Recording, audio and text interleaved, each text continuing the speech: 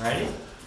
I pledge allegiance to the flag of the United States of America and to the republic for which it stands, one nation, under God, indivisible, with liberty and justice for all.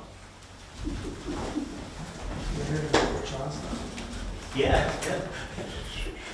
All right.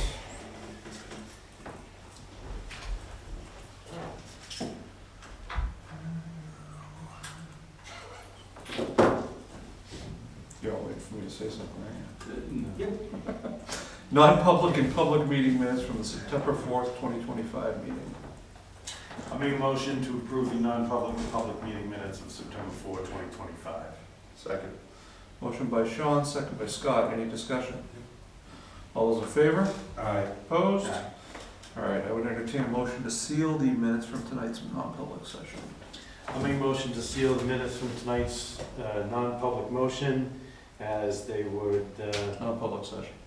non-public session, as they may have affect adversely the reputation of any person other than a member of this board. Second. Motion by Sean, second by Scott to seal the non-public meeting minutes from tonight's non-public session. Any discussion? All those in favor? Aye. Opposed? Who would like to read the consent agenda? I got it. I was trying to share it, but my computer's not letting me. You gonna share it or not? I'm trying, hang on. I'll start anyhow. It won't let me. I'll make a motion to accept the consent agenda for 9/18/25, consisting of accounts payable payment manifest dated 9/5/25, accounts payable payment manifest dated 9/11/25, accounts payable ACH payment manifest dated 9/11/25, accounts payable payment manifest dated 9/18/25, payroll payment manifest dated 9/11/25, administrative abatement for map lot 220-015-022 in the amount of $345.51. Annual review and approval of credits and exemptions for the following map lot: 230-006-002, 116-096, 116-010, 112-104, 219-017-004, 223-060, and 110-076. I'll second. Thank you. Okay, any discussion on the consent agenda? All right, so I have a motion by Don, second by, I almost called you Scott, Sean. Again, no discussion, hearing none, all those in favor? Aye. Opposed? All right. And I lost the agenda again because I hate SharePoint. Planning board discussion, proposed solar ordinance. Dave Shirley, come on up. Thank you for making some time to listen to what we're thinking about doing on the planning board relative to solar, because there's a lot of stuff out there, there's a lot of ideas out there, and it takes time and energy to put this stuff into an ordinance, and we don't want to do a ton of work if there's something that is a no-go. And the people on the planning board are appointed. We're not out there talking to the people in the town, and so we look to this board for guidance on a lot of these types of issues. So I put together a memo to the planning board back on July 22nd, and it really was just an idea memo. And some of the stuff in here I think is a little, is enough out of the ordinary where it's a good idea to come here and get some feedback from you. Is this something we should be looking at trying to put into ordinance, or is this something we should just, table and leave out of the process for now? So the first idea that's in here that I think might be a little controversial is Bristol's a hilly town, and from a planning perspective, you want all of your commercial and industrial type activities on less than 15% slopes. And so there's a limited amount of acreage in town for that sort of thing. And do we want to have a solar ordinance that bans large solar arrays from consuming areas of town that are less than 15% sloped. And that's just an idea that's out there. It would be allowed on 15 to 25% slopes, as with residential properties. And the reason, if you're unaware why the steeper slopes are protected, it goes directly to water quality. And the planning board has a sense that the folks in Bristol want to protect the watershed for our very high quality water supply as well as Newfound Lake. And this has nothing to do with that relative, having a solar array on a less than 15% slope or more than 15% slope isn't going to affect the water quality. But that's why you don't have commercial and industrial on greater than 15% slope, because the amount of excavation that's required for those types of activities. So, do we want to protect, less than 15 slope areas from ground mounted? And so that would be solar arrays where they're actually anchored into the ground and they just cover the ground like a farmer's field. It would just be covered. It would not prohibit any type of roof-mounted array or carport mounted array or that type of stuff. It would just be the ground-mounted arrays that we would be discouraging from less than 15% slopes. And I don't need answers to any of this tonight. I just wanted to make sure you guys were aware of some of the ideas that are out there. Another thing that goes on with solar arrays is that your typical better quality solar panel has a 30-year life expectancy absent some type of destructive event. So if you've got a solar panel, you're going to have decent efficiency out of that panel as long as it's a decent panel for about 30 years. There's something called a solar resource when you're talking about solar ordinances and stuff. And that's the peak solar production time relative to when the sun's in the sky. And around here, it's like 5 or 6 hours in the middle of the day. There are solar ordinances out there where they protect the solar resource. And so what that means is that person A invests $30,000 of solar panels on the roof of their cape or their ranch, okay? And they have good sun access when they do that. But what happens when a neighbor wants to put up a 2-story house or trees grow over that 30 years and start casting shade on that solar panel during peak solar hours? In other words, they reduce the solar resource. Do we want to give someone protection as an encouragement to make the investment to put solar on their house by saying, hey, if the neighbor's trees grow so they cast a certain amount of shadow during peak solar production, you have the right to top those trees, even though it's not on your property, or something like that. And I can tell you that there are people on the planning board who have real mixed opinions about whether or not something like that should be done. And I have no idea what the population in Bristol would like relative to something like that. So, and it would take a lot of work to come up with a reasonably functional ordinance that would provide some type of protection for the solar resource after you have an established array that then gets shaded in the future. I'd be more concerned about the protection of the landowner having to cut their trees because their neighbor's solar panels are there. not gonna fly. And that wouldn't fly with me, that's for sure. I'm not sure how it's even possible without an agreement between the two parties. Right. Yeah. Okay, so Don? Yeah, like I had said, I was on board with that it's, It's a no-go? I can't see forcing somebody else because. Yeah, Scott? they're casting shadow. Yeah, Okay, then we won't even go there, Yeah. okay? yeah. I think it's, So you're at your own risk if you're gonna put up solar array. My next concern is, and I think this is where you're going with it, is protecting buildable land, because there isn't a ton of Yes. buildable land in this town. From two standpoints: number one, the tax revenue, future tax revenue standpoint, and number two is the housing need in this, the current need in this community, that we're actively, talking about actively looking for areas where we can, have an economic development committee, and I suppose I missed the meeting earlier, but have them try to identify areas that we may be able to,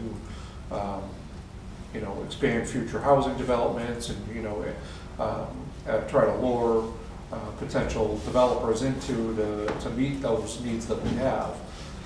So I wouldn't want to lose land to freestanding solar fields that are strictly there for profit from someone else and not, I certainly support someone putting solar panels on their roof.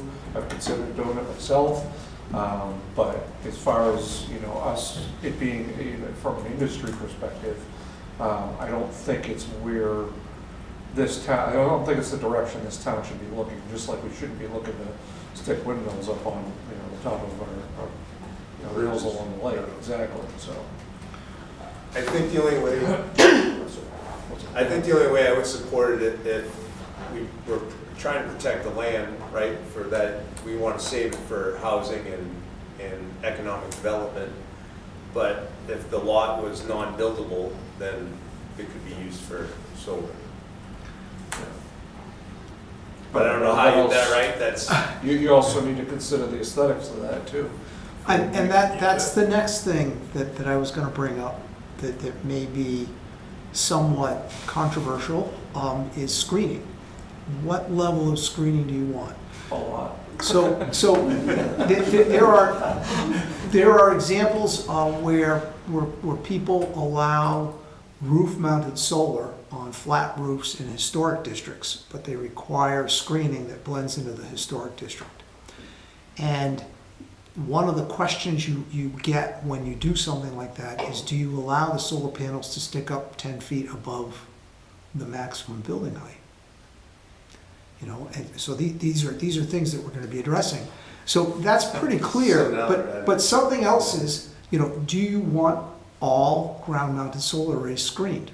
Do you want a height limit on ground-mounted solar arrays? I don't know if any of you have traveled over to Ossipee on Route 25, but there are some rather impressive ground-mounted solar arrays. Now, a lot of people, when you talk about ground-mounted solar arrays, they're like, okay, they're the solar arrays that are on a slope, that are just fixed to the ground, and they're only like 5 or 10 feet high, right? Well, no, ground-mounted solar arrays includes the poles with a huge square thing with 10 or 15 panels on it that tracks the sun, and it moves. So, yeah, like a satellite dish. And there are some very impressive ones along Route 25. And don't get me wrong, I think Whereabouts on Route 25, you get over towards, I think it's beyond Tamworth. is it a Molten Field? Oh no. Big ones in Farmington, Taylor Rental has Yeah. on Route 11, yeah. I drive past that quite a bit, and I've never noticed it. But in an area that's kind of like South Willow Street, I think it's fine. But I don't know that we have a South Willow Street type area in Bristol, and I'm not sure we want one. Yeah. So the question becomes, do we require screening of all ground-mounted arrays? Bridgewater, for example, says that if you do, you can't do a ground-mounted array that's visible from the lake. Okay. So, but you get away from the historic district and the lake district. Do you want to require screening for all ground-mounted arrays? Let's say a homeowner, who wants to put 10 panels up in his backyard because there's good sun there. That's a ground-mounted array, and it may not be more than a certain height. Do we only require screening if panels are more than like 8 or 10 feet off the ground? Something that's gonna be no uglier than, 25, 30 years ago when everybody was sticking 10-foot diameter satellite dishes in their backyard. That's right. But, so to what extent do we want to have screening? Do we want to have screening from all the public roads, or do we just want to have screening, in the historic district and the lake district? And do we keep the aesthetics down by limiting the height of the solar arrays? These are issues that are out there, and this is why the planning board thinks it's important to kind of get rolling on a solar ordinance. Because anything that goes up before a solar ordinance goes in place is grandfathered in. Sure. Yeah. So were there any others that were kind of iffy that we wanted input on? Screening? Screening the height, obviously the height, because you said some of those ones, Yep. Route 20, they're 30 feet high. Yeah. You know, do we want this giant pole standing up, do we want to limit it to, 8 or 10 feet? We talked I about. guess the more, I hate to say this, but I almost feel like the more restrictive the better, because you can always allow a variance. Yes. Variance, you have to prove a hardship, though. Yeah, and then you can also do Special exceptions through the, exception, yeah. you can do special exceptions through the planning board too. Yeah. But, And and, you do condition, I wonder if you could do a conditional use permit. it's, assuming they meet the guidelines, it's hard to say no. Yeah, Once you're doing that. The other thing that we're taking a look at is the cost to decommission. And I think that has to be in the ordinance for any larger array. Because Yeah. if somebody abandons an array, I mean, the town is stuck with it. Yeah. Was there anything else? There was the impermeability, Well, and there's an outfit out there called Soul Smart, I believe it's something like that. something like that, which is a quasi, it's funded by the federal government, and it works with state agencies and federal agencies relative to granting money to municipalities and other organizations to install solar. And they have like a checklist of things, and that's how you get your points and whether or not your grant is gonna make the cut or not. They encourage people, or to include in their ordinances, that the ground-mounted arrays do not count against the impermeability of a structure on a lot. And I'm not sure, that may have an impact on the water quality. So what we were thinking in the planning board is that we actually wanted to hire someone, like a soil scientist, to take a look at that, to let us know whether or not a ground-mounted array that's got grass and shrubs around the mounts, because normally the rain would fall and it would spread out evenly over the grass. But if the rain falls on the solar panel, it's gonna go down the solar panel, and you're gonna have more of an impact at the base of the solar panel than you would if it was spread out. And so we're skeptical on the planning board that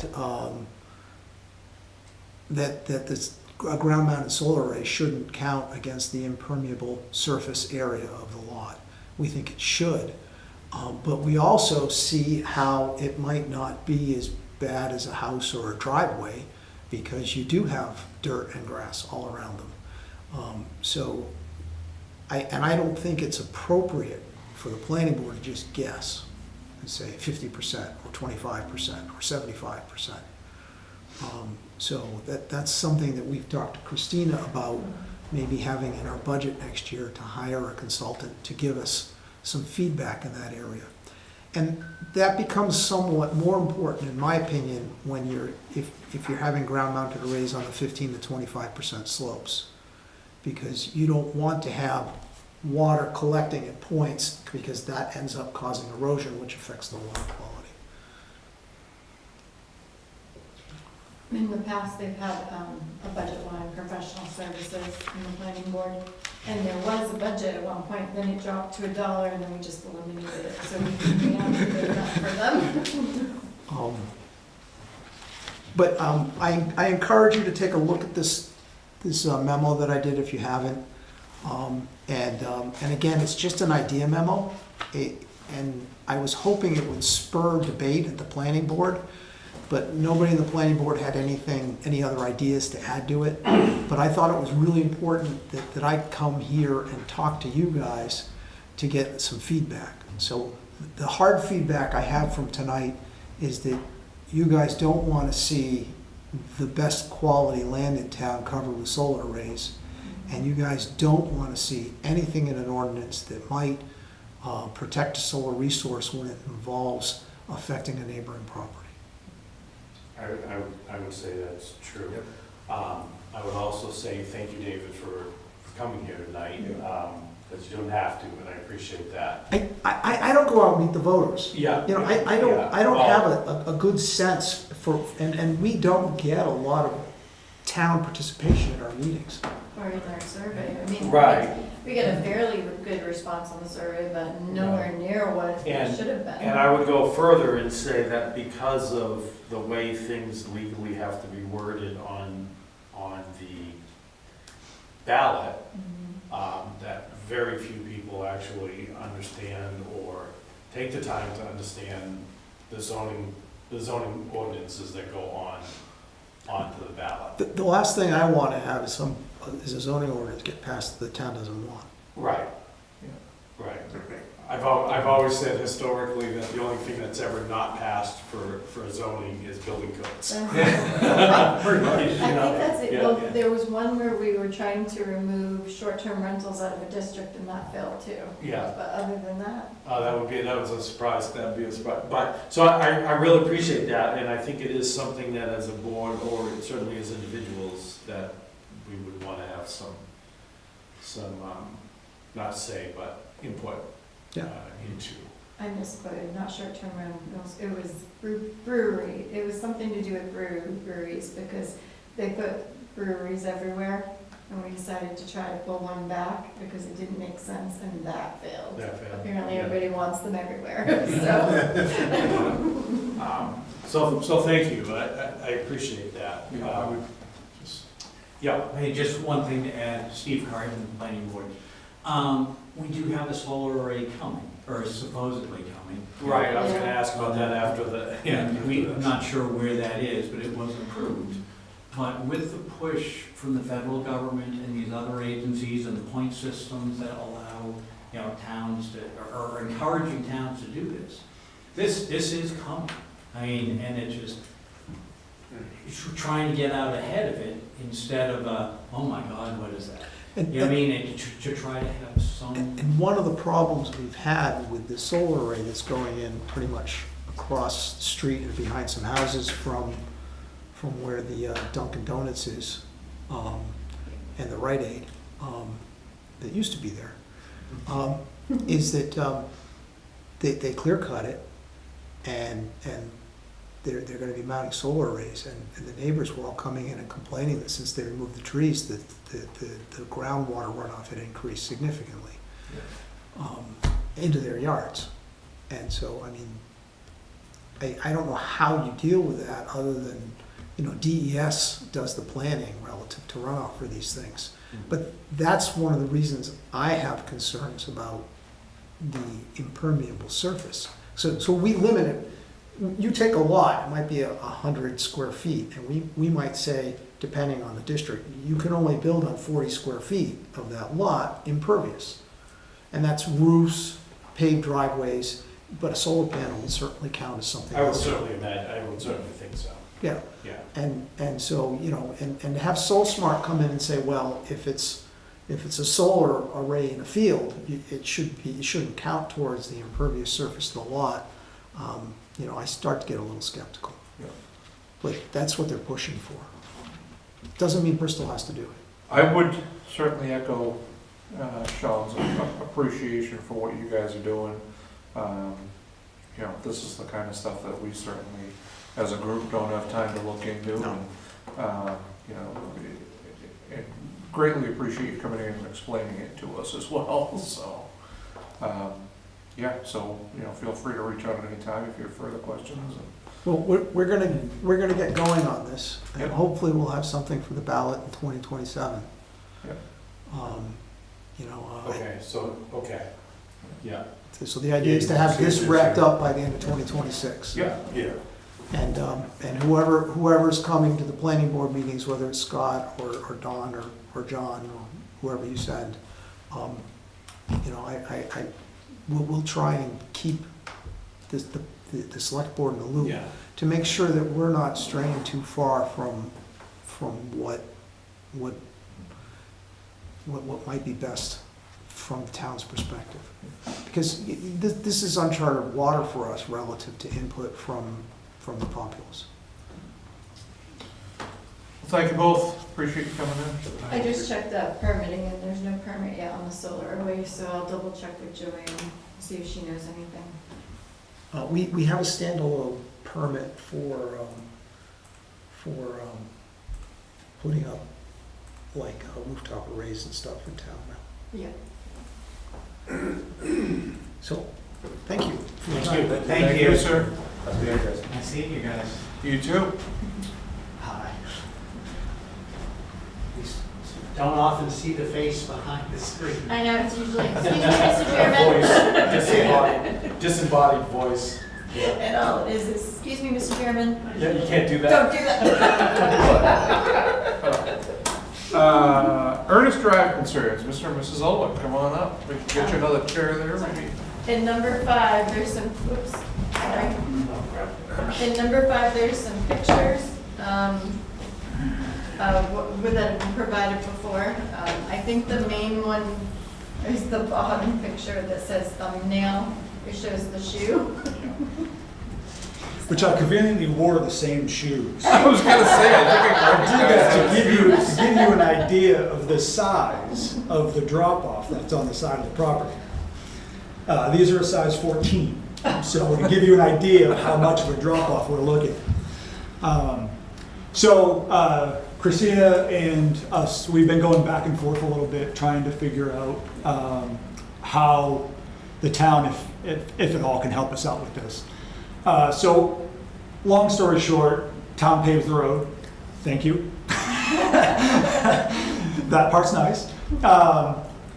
When we had reached out initially to Victor about some concerns with the grading that was being done and the buildup that was being done, he had mentioned that that it was being prepped for paving. So we had a conversation back and forth. And we said, you know, we use this part of our lot a lot. We use it a fair amount. That's why it's cut out the way it is. Between us and our neighbors and everything, that lot is used quite a bit. And prior to paving, it was a nice gentle slope from the road down into the woods. And very usable space. I use it for wood processing, my tractor a lot, park my boat there in the summertime a lot. And in the wintertime, us and our neighbors park their cars there because we live on the side of the hill, and the driveways are all very steep. So we reached out to Victor and said, hey, we realize that you guys are building this road up quite a bit, and we're concerned about what this is going to do to our property. And he said nothing is going to stand in the way of prepping and paving the road. So, okay. So we figured we'd wait to see how this all pans out. It gets built. It's built up quite a bit from what it was before.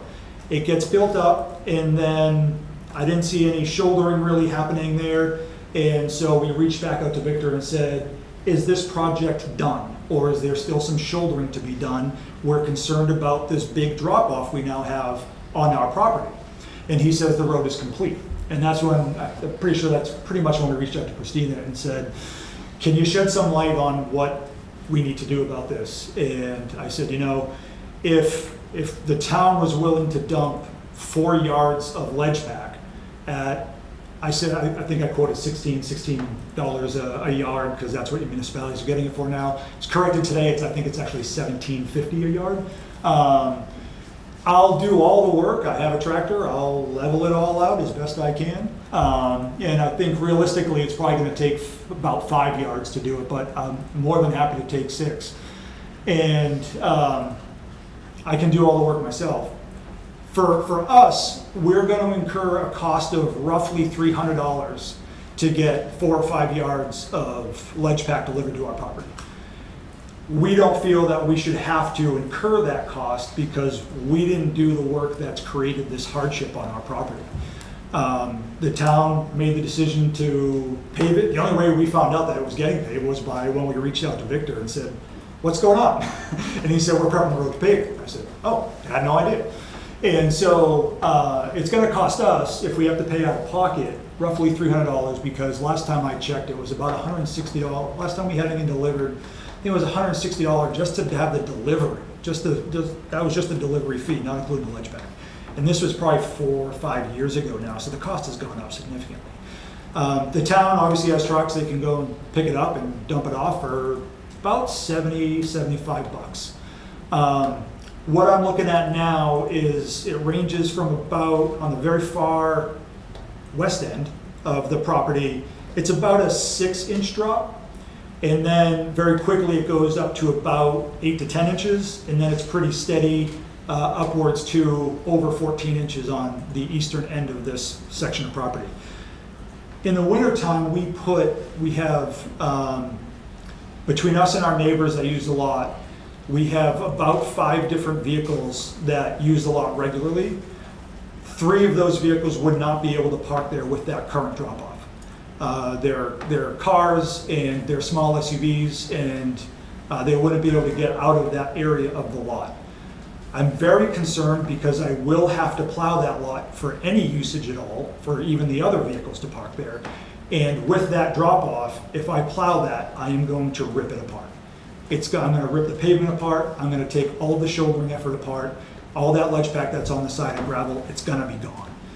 I'm trying to figure out a way, we talk extensively about this, as to how to make sure that we don't, number one, destroy the road, and number two, we can use our property again. So that's kind of where we're at this point. And I think, I know that the board had taken a look. Christina said that everybody went up and took a look. And then my last email was, the email back from Christina said that the board had gone up and taken a look and they judged the road as a whole. So my question was, what does judging the road as a whole have anything to do with my property? And that's when she said, come to the select board meeting. I said, okay, happy to. So this is the NHMA guidelines for road building, road construction, and road maintenance. In here, it discusses the RSAs that deal directly with damages. There is no definition from NHMA or in the statutes. This is 231, 75 through 78. There's no definition in there for what damages is. So it doesn't mean that it doesn't indicate and articulate in those statutes that there has to be a damage in terms of, water runoff creating a cavern in your property. There's no indication of that. There's nowhere within that set of RSAs in 231 does it indicate at all what damages actually means. I could not find any case law to represent what that means either. So I would articulate that we have incurred some type of a, well, air quote, damage, because we can no longer use that side of our property for how we intend and have been using it. If I park my boat there at a 14-inch drop, I would not do that, is all it boils down to. I run the risk of my boat flipping over. If I drive my tractor sideways over that 14 inches with a load in it, I run the risk of rolling my tractor. I can't use that section of property with the way it's been altered by the town. If we did the alteration, that's on us. The town did an alteration to that land. It's created a 14-inch drop-off for a good section of our property that we can no longer use.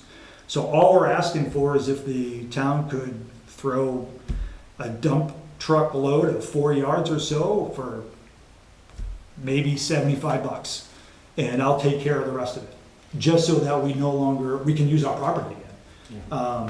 I do also understand, I fully acknowledge that this is not a driveway. This is a wooded lot. I understand that, I know that, but we still have been using the property ever since we moved in, and we no longer can do it as we have been using it.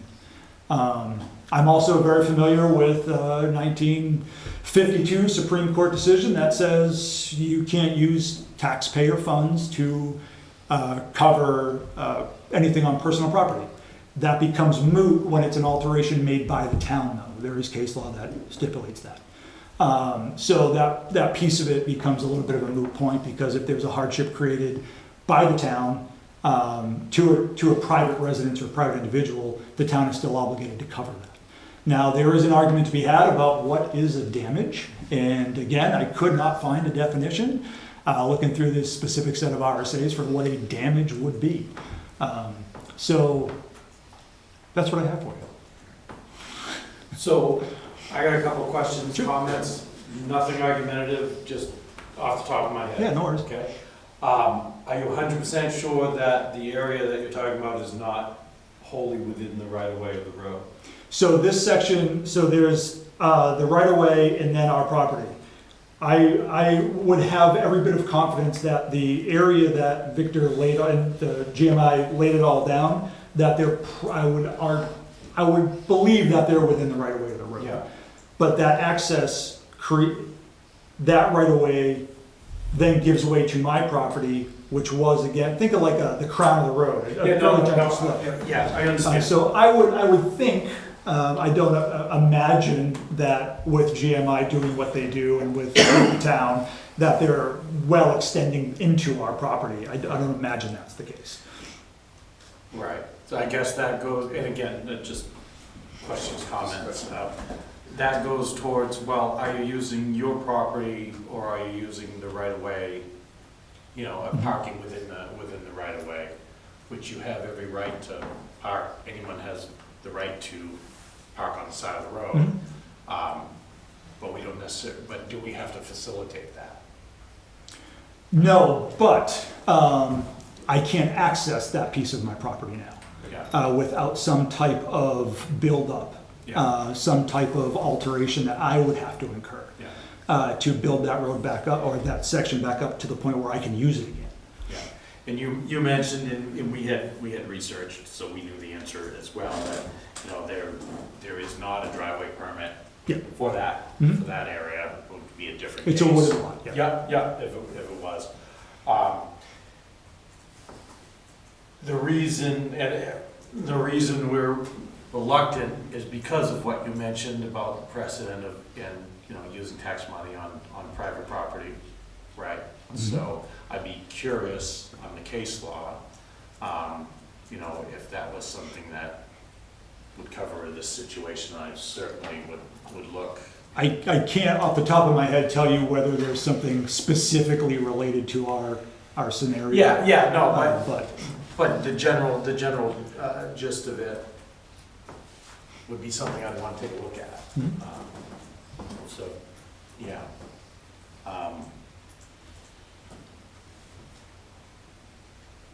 Do you have any thoughts? No, I guess you said about having access to that part of your property. I mean, you're talking about vehicular type access to it. yes, And without a driveway permit, you're really not granted anything that we have to make it that you can do that, so. That's why I'm seeing it would be, like you said, we'd be giving you materials, you know, for your property use rather than the town use. That's the problem that I'm having. and what it boils down to is the fact that it's the town that created the alteration to the land. Yeah, but That's the crux of it. Yeah, By improving. but the thing is, it's in our right of way, so we can. Well, I have no problem with it. Yeah, so we can do that, and I'm just trying to figure out, there's no guarantee that you can drive off the road onto your property anywhere along the property, you know? I'm not sure, what do you mean? Well, just because that was altered, now you can't drive vehicles safely on and off the road onto your property in that area, so you're saying that the town, you know, took away your access to that. Yes. But there's nothing that says the town has to guarantee you access to that. As your site plan, like a driveway, a layout of the driveway on your site plan. Yeah, that's, you know, and that's where I see it, that we're now providing you personal material, that's, you know. The only thing I'd like to see that case, if you could, you Yeah. know, provide that case law Yeah. or case you cited about the providing materials for alteration. I'll see what I can do. Damages, yeah. I was just Googling, I was actually talking to AI to see if I could find it. How difficult would it be to get the invoice from GMI for the work that was done on up there? We have it. It's not, you're able to access it right now. Well, they may have sent an invoice for the total project, let me look. I'm just curious how much material was added to that road. Hang on. Does it matter that the situation was brought to Victor's attention long before the paving ever began? Like, it was brought to his attention as the material was being laid to level that section of the road, Well, there's a, to attempt to not have a permanent Yeah. structure in place. yeah, I get where you're going with that. I mean, there's a specification, right, for paving and runoff Mhm. and crown. Mhm. Yep. You know, how you get there, I'm not an expert. We're not trying to be jerks and say, well, you know, too bad. But the problem, what we could run into is we run into situations where it's easy to say, all right, well, Victor, go send a, thing up there. It's the precedent, I But understand. then the neighbor, Yeah. so if we had something that we can hang our hat on, and so it's not creating a precedent. I have Yeah, that's, a combination, but it does Ernest and Jonah together, Yeah, but Say anything about, crushed bank on gravel or ledge factory and gravel? it says fine grade and compact, 6,670, but then it says supply and install paved base course, machine paved base course. So it says nothing about bringing in additional material. No, So I guess what I don't understand is we how, would have brought in, you didn't see material being brought in there other than? Oh, well, you can see it on the side, I mean, Yeah, you when can so they laid it all down, and it was down for some days. So it's a result of grading, it's not, So they brought in all this material, graded it all out, built up the road, and then they paved over, then they put an overlay on top but of it. that's what I'm wondering, is, so you saw them actually bringing in material that wasn't Yeah. asphalt? Oh, yeah, Correct, yeah, and that's when we yeah. reached out to That's when we Victor. reached out to Victor, because it was the road was being built up, And and we that said, was- hey, That was the town bringing that material in? well, I assume it was GMI. it says fine grade and compact, and then it does say supply and install machine paved base course. So it sounds like they were doing the fine grade underneath and Mhm. compacting it down. I'm sure they did. They were probably doing that. Yeah. We were doing some prep, but I think we were only doing prep, if I remember the conversation.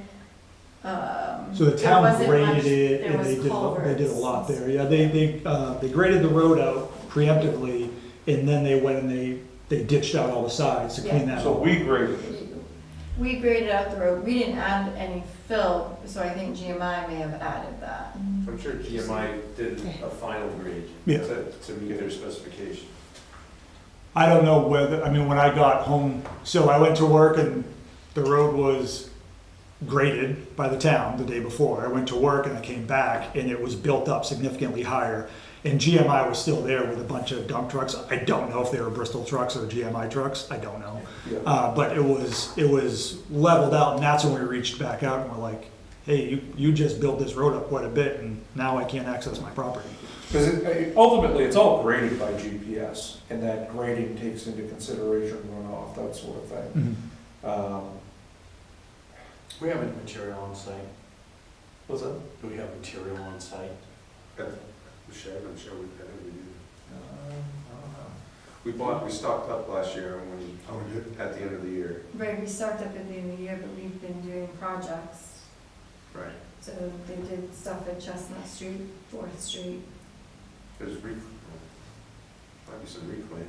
They might, I mean, I can, Victor's not back until Monday, but I can check and see if he has stuff. Let's see if we have Stock, any material. You know, I'll be honest with you, when we first heard about this, it was like, why would we provide extra, service, I guess? I understand. And then open ourselves up to, lots of other Yeah, situations. your neighbors lining up behind you, Situations like that's the that, problem, we don't want if to it's- create. Well, it's a unique scenario where is. it's not, this is not something that, I mean, most of the time you're gonna be dealing with driveways. And most of the time, they're gonna, like, our driveway was, well, we'll say it was aproned, but it didn't quite, doesn't matter, didn't quite grade it up. That's not a big deal. But this is not, I don't think this is a really normal scenario, which is why we want to take the opportunity to come and explain a little bit Yeah, more. yeah, and I Because can- it goes I can from a appreciate gentle that. slope to a significant drop off and making it not Yeah. impossible, but very difficult to I use mean, that my- area of property. one of my first thoughts was that, well, you know, you've only been using that because of a lack of maintenance to the road by the town. Well, historically, we only took that over 8 or 9 years ago. Yeah, we moved in the year after it was taken over. Right, we took it over, they had brought it up to, I would say, something close to spec minus the pavement. You know, because it was in rough shape before that. I had never been up there prior to the town taking it over, but. Yeah, it was in pretty rough shape, and actually the residents there had banded together to put material on the road, and we accepted it. They had done a lot of work in the ditches and culverts, and we accepted it. I remember, I was on the board when we accepted it outside of town meeting. We accepted 2 of the 3 outside of town. Correct. meeting, yeah. Correct. And we waived, because normally our policy is to require paved for us to take it over. We waived that. We have the option of doing that. We did that. With the idea that it would go to the bottom of the list of the, the paving schedule, and we'd get to it. And it finally came up. Right, and we did. So initially, the only reason you had easy access to that area is because the road had really never been built to what it should have been. Had built to it. Having said that, using it, I would like to think we could find a way after this conversation to see what we have and figure something out. I appreciate that. I've tried to kind of stay out of it just because we're We friends. know. I feel like you might recuse yourself at some point. So, well, here's what I'll say. The rest of the board respects his honesty, so. Normally, I would completely oppose doing this. And I'm saying this out in the open and on camera, and I'm friends with you folks, and so people know that. But the main reason I would support just strictly providing the material is that come winter time, if those folks aren't able to park those cars off the road, they're gonna be in the road. And then the town's gonna have to plow around them. So there is definitely a benefit to the town. Towed. That's They'll a get good towed. What's that? They'll get towed. If they're in the road, right, so that's what I'm saying. And That's- there is definitely a benefit to the town, and, recognizing that, the 35-degree driveway across the street, and, good on you guys for being good neighbors and letting them park. It was kind of funny because last week, as we had set this meeting up, I got a text from the neighbor across the street like, hey, what's gonna happen to your other lot? I said, it's funny you bring that up. Yeah, so I don't, that He has said, 6-inch lift on your kid. Yeah, right. I don't think it's an unreasonable request. It's I hope it doesn't come back to bite me saying that, but, I can't find the legal case, but there is this that says, public purpose test, any expenditures must benefit the public, not just a private individual. Repairing damage to property, if this is damage, may qualify only if the damage was caused by a public project, and the repair is necessary to maintain public access, safety, or infrastructure. And it is public access. Yeah. I think, Not just I wouldn't shared call with it the neighbors, damage, so- but No, I would but- say that, we have affected public access to a right-of-way area that gets used in the winter. And That's true. I don't know how familiar you are with my uncle's house down the street on Janelle Very. Drive. Kind of the same situation Yeah. there. The only reason it gets cleared off in the winter is so I can park my snowmobile trail, then when we go riding, which whatever, I'll work around that,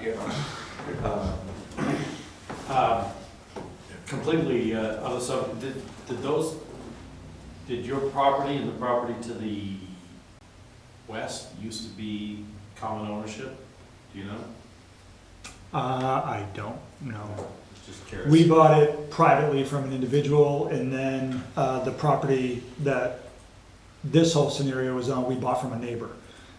So it was privately owned from Bob, the Oh, first so- house there, but I don't know if anything was ever community owned. Do you or not. own-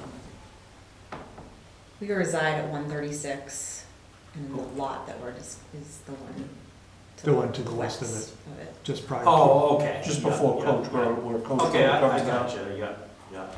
If you have the map up on the screen, I could, I'm looking at, yeah, the Okay. lot to the west of the wooded lot,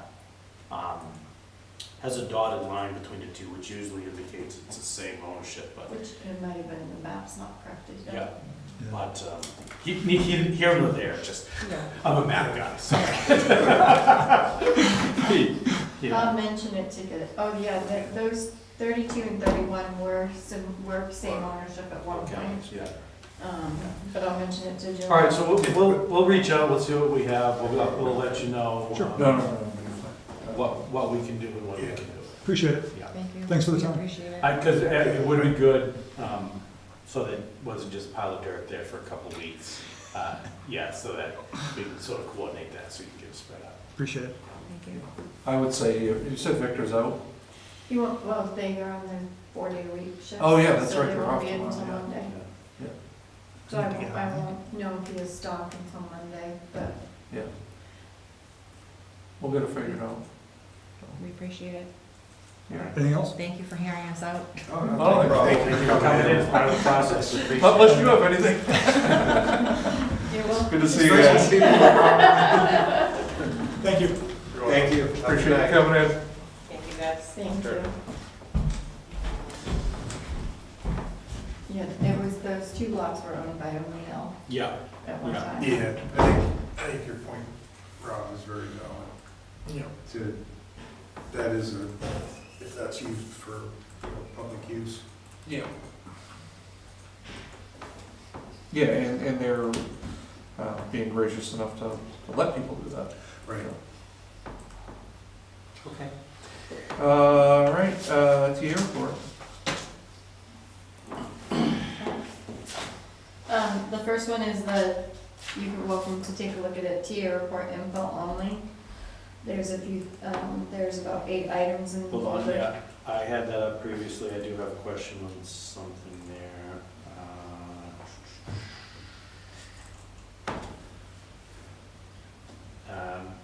Well, it was the the Silver Shore septic. Yep. So, that seems like something that needs a little bit of talking about.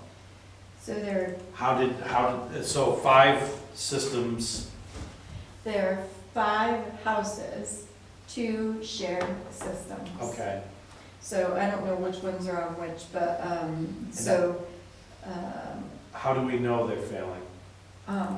we've gotten Letter from DES. evaluator info from them. So I don't know if they reported, there had been an issue before, and we've been trying to figure out where it was for a while now. But these people, I think there was an anonymous concern brought in.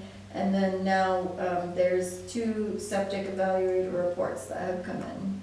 So DES is involved. Who hired the septic evaluators? Sure, so it doesn't say. Let me look at the email again. I guess I'm just really curious how it came about.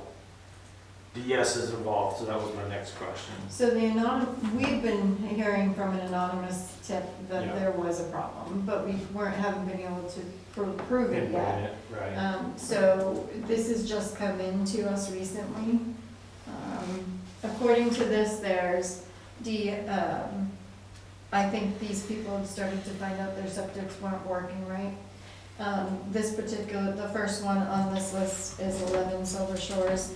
They've been issued a DES approval for construction for a new septic system, so they're going through that process to do a standalone by themselves. Okay, so that's not on here. No, All that's on here is the email. I just got this one, Yeah. yeah. So 15 Silver Shores, there was a letter sent out to him this week.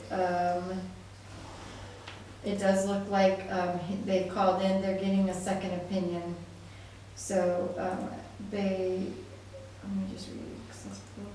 They're getting a second opinion because their neighbor is already in the process of getting a new septic installed, and they are having an old cesspool removed from under the cottage due to septic gases flowing into their home. So, they don't feel they have a failed septic there, that's why they're getting a second opinion. Okay. The 17 Silver Shores, they spoke also this week.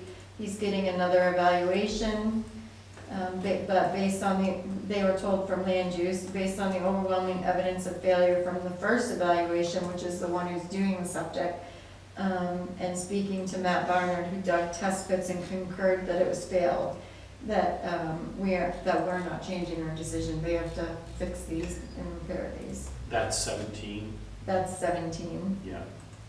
21 Silver Shores, they're working with Matt Barnard to get a standalone system designed. And then 25 Silver Shores, we haven't heard from them as of this email yet. Okay, thank you. Is there anything else on the info? Just give me 1 second. One of these is info number 5. I'm actually put on your discussion, so you can skip that one for now.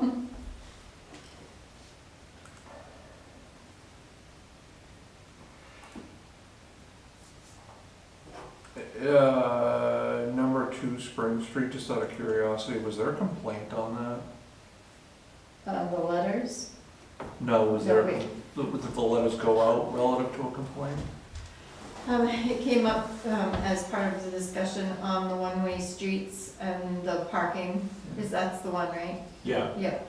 It came up in the discussions that we've had with the in the department heads trying to come up with solutions for the one-way streets. Some of it came up in discussions we had with the quarterly meetings. So, and it was mentioned that there are signs that are marking public parking as parking for this department only. Yeah, which has been there for, Yeah. before they even owned that building. Well, it was put up with the owner that was renovating it just before them. Yes. But it wasn't up there before that. Yeah. So, so there was a verbal conversation at the front window when they came in, and they were told that they did point that out. And, we apologize for them not getting the correct information, but, we asked them to make sure that the signs were removed. And then they didn't do it, so that's why there's a letter going out, so. Sure.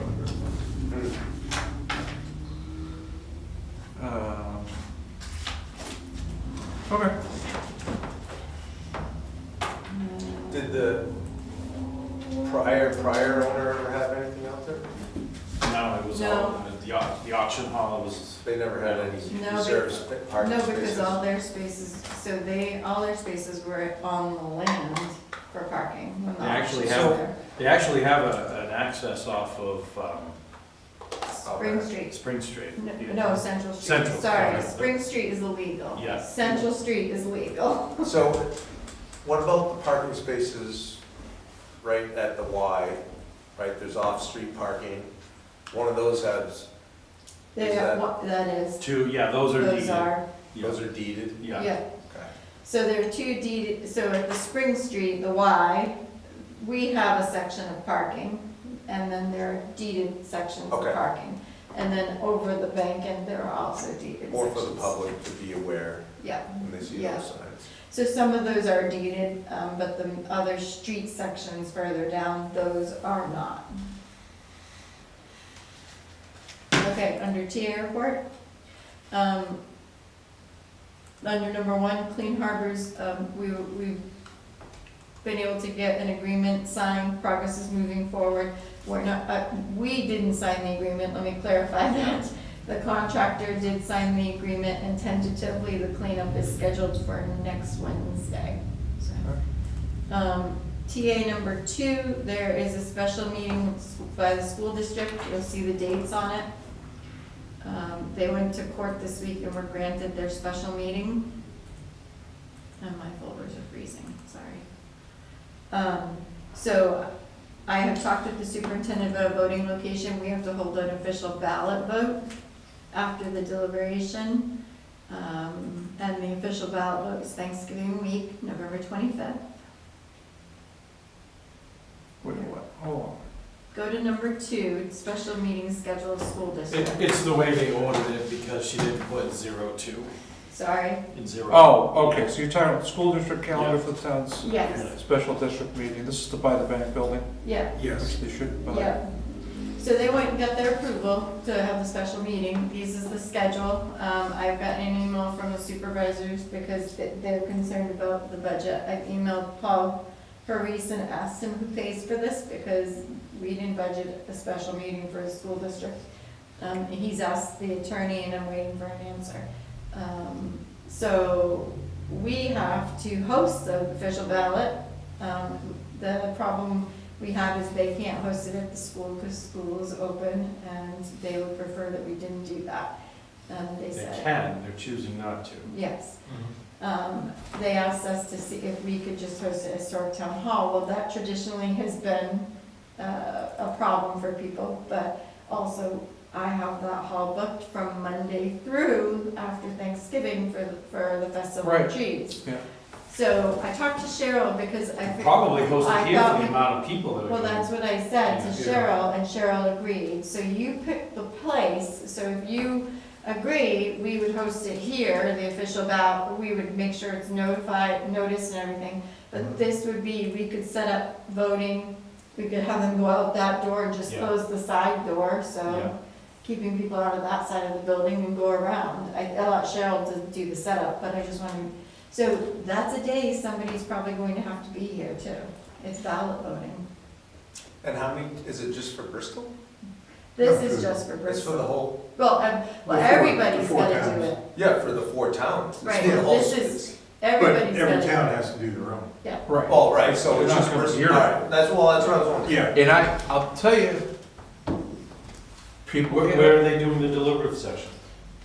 It doesn't say, and he didn't say in his email yet, so I'm assuming that they're doing that at the high school. Because it's October 25th, I think is a Saturday. He didn't wanna put it on a Saturday for us to have. you're probably talking of turnout on the higher end for this, once people get wind of it. Yeah. Yeah, it's gonna be, Yeah. So I think we could fit booths in here and set it up in here and have the check-in out there. But I could talk to Cheryl again, but I'm just concerned about trying to put it in Historic Town Hall. Historic Town Hall's a no, there's already Yeah. events scheduled, there's community events Yeah. scheduled for that, so that's not an option. So we could reach out to the church, and see if we could use two, but the problem is we probably have to buy something to cover the floor.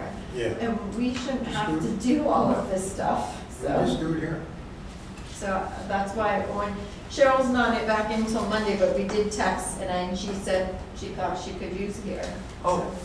On the, you might not have to cut, well, in the winter, they just paved the parking lot But you at the still, Marion Center, so Snow, there'd be less if dirt. there's It's snowing, snow. right. yeah, But regardless of that, I think if this works, I'd be all right with it. I don't know everybody else, or. Yeah, I'm okay with that. okay. Yeah. When is Yeah, it scheduled for, Dan? Just November. in the spirit of cooperation, particularly with, I'll get more information, what's required, Yeah, the whole agreed. thing, and get more out to you, because I think you're gonna need at least a quorum here. No, I can plan to be here, that's not a Yeah. problem. what day is the November 25th? what? It's a Monday, last I checked, but we'll look Is that my vacation? It's Thanksgiving week, Oh, no, let's see, all right, that'll work. so November 20, oh, no, it's a Tuesday, so November 25th is a Tuesday, and it's the week of Thanksgiving. That's convenient. Yeah. And then deliberative session is Saturday, October 25th, and I'm assuming that'll be at the high school. No, keep that date open. When's holiday break? I can send invites if you want. Once I get more info. Yeah.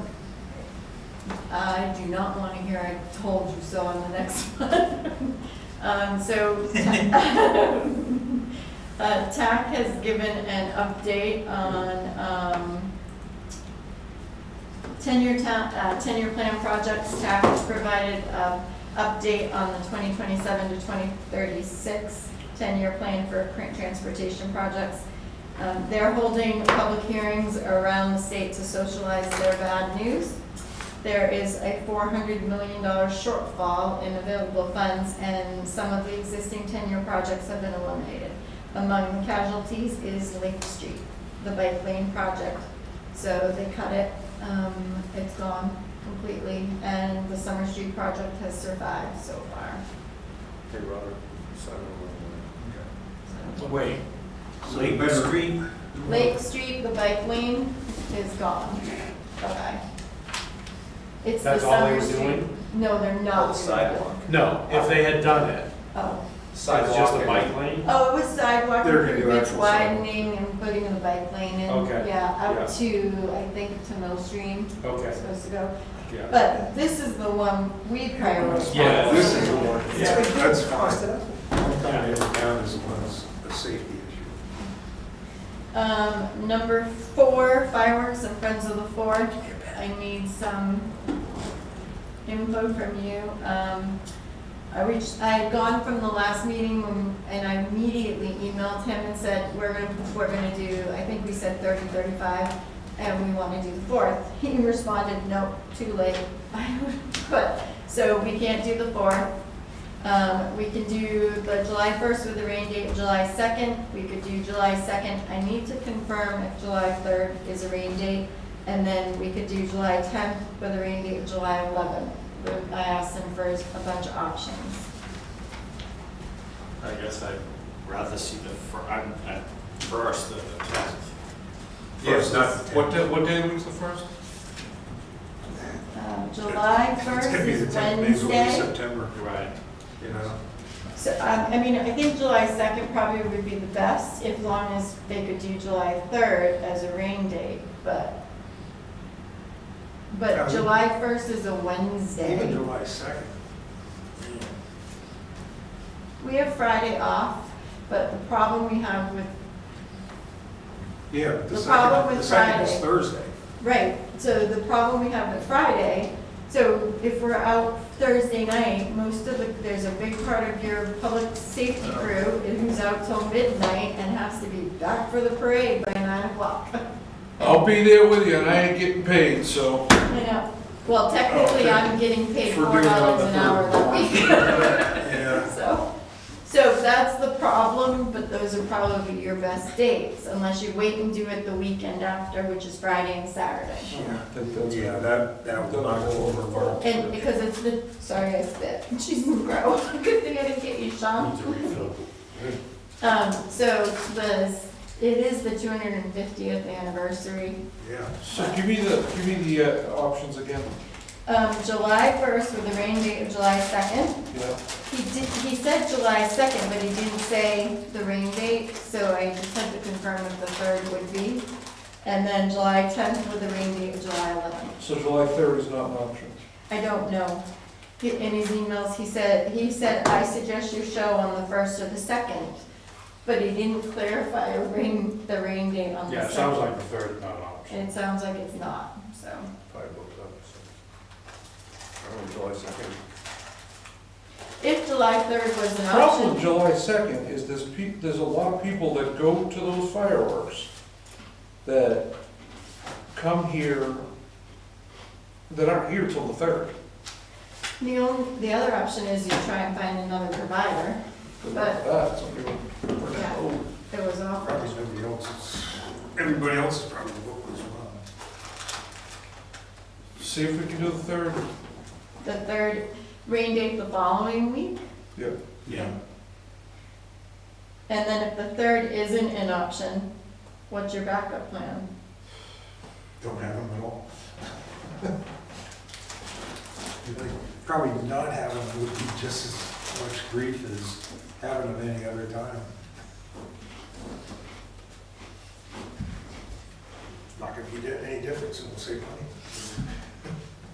So the ship sailed on the 4th. Ship sailed on the 4th, even though I emailed them the next day. And we raised the money. We said, we're gonna try to get a bigger amount of money so we can get the 4th. And he said, nope, I can't do it now.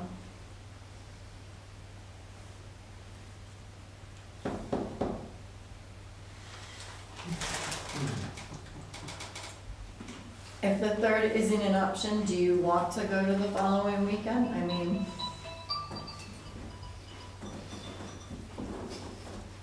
I just silenced this, I don't know how to silence the watch. I'm sorry. Yeah. I silenced mine for 3 hours, apparently that's up. I'll give you a heads up, I won't be here the next week. So somebody with Josh running it, but.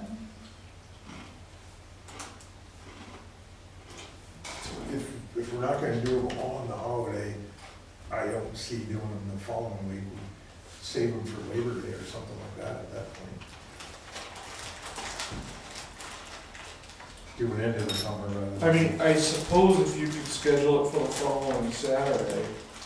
10, Yes, 11? Well, no, like if we can't do the 3rd, people are gonna be pissed if we, Yeah. Wednesday or Thursday does not work. The only way, Thursday works, I think, because most people have Friday off for a holiday. Most, not all. Yeah. But That doesn't mean it they're is coming up here going for to it. hurt our staff, that's the problem. So we could do it the 2nd. But again, we're out until 11 or 12 that night for the fireworks, and then almost everybody who's at the fireworks has to turn around and be back for the parade. So I'm gonna sleep here on the cot. I'm not going to do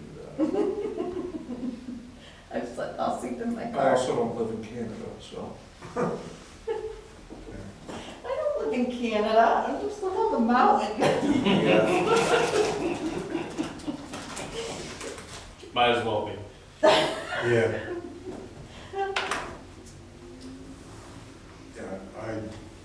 I don't see the point in doing it the week after. See what they say about the 3rd, Okay. and give me a shout, and we'll Okay, figure And- it out. so the second part of the question is, we had voted to increase the show to 30.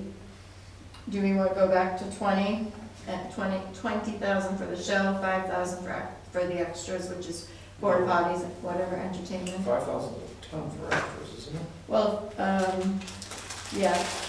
I Well, would go to 25, a what lot. did we spend? It's 258 euros. Yeah. We talked Keep it about, at the 30. we We're- talked We're about- willing to spend 30. If you want to go, go for the 30. If we're willing to spend 30, we're willing to spend 30. you want to stay with so 30 though, is that 28 for the show and 2,000 for Yep. extras or something Sure. like that? I think that was the intent. Yep, okay. 28 show. And the last part, Friends of the Fourth has been advertised via Facebook multiple times, town website multiple times for over a month. Nobody wants to do anything. One name was submitted as an interested listener only. Steve Carton wants to be involved. Yeah, he's on the committee already technically. And then a former select board member had told me he would give me all his tools for fundraising, because he was on the Friends for the Fourth before, so he would give me all his info, so I can get that. Good. I can do a press release in the paper and change up the advertising and try again for another month. Tell them. I will stay involved in the logistical end of things. So, and then Steve Carton, Sharon Laura, I believe, still wants to be involved on the committee end of things, but as far as the Friends of the Fourth, it's not getting off the ground right now, so. Because we were planning on starting Friends of the Fourth now, Yeah. and I'm not getting anyone, so, but I can try it again.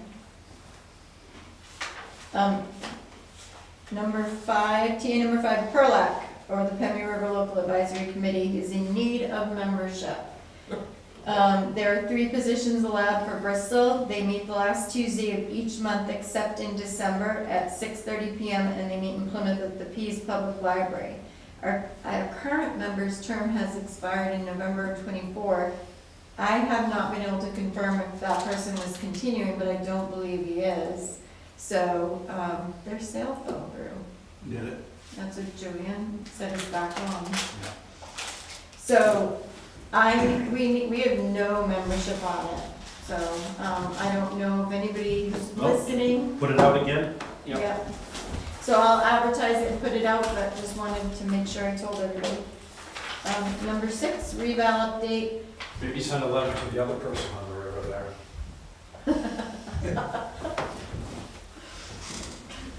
Well, there's 2 of them. Yes. But there are some on River Road, Yeah. so. Reval update, at this time, the sales analysis portion of the project is nearly complete with commercial zones remaining. The goal of the assessor is to have assessment letters prepared and mailed to taxpayers during the first week of October. This will give property owners time to review their new values and ask any questions they may have during the informal hearings late October. We shared that information on the Buzz and on the website as well, and Facebook. Under number 7, I set up a proposed schedule for your October 14th budget committee meeting. It's just goes right down the road, but I figured I'd have you take a quick look at it, see if anything jumps out, any concerns. The bigger groups, like fire, police, I gave an hour. Water and sewer, I only did half an hour because his is usually fairly quick. Assessing and land use is half an hour. I gave you guys a lunch break, but we can work through it because I have a huge list at the bottom that I'll be doing with you. And I then, would tell people to be prepared to be here early. Yes. If we're running ahead, like, particularly like the later ones, like the library, like, you might get a call saying come in at 2 or 2:30. she can't, that's the reason she's that far. So the 2 at the beginning had to be at the beginning, and the library had to do that later. I have, if you look at the bottom of the list, I have all those budgets to do with you. Oh wait, this is Saturday, isn't it? No, this is Tuesday. So she's not working that day? She is to be somewhere during the morning. So I have all the stuff at the bottom of the list to go over with you, so I figured if somebody's done early, I can We jump in. can fill in with that Right. stuff. Yep, because I'm scheduled technically at 4, but I also put myself in at 12:30, and I figured if you wanted to while you're eating, we could certainly work on it as well, so. But I can ask her if she's available before, I'll ask them all to come at least, 5-10 minutes early, each of them. 15. 15? Yep, okay.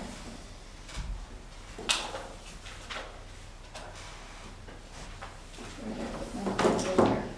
15 minutes, okay. This is just you thinking, town report, we're already setting up dates and deadlines for town report submission.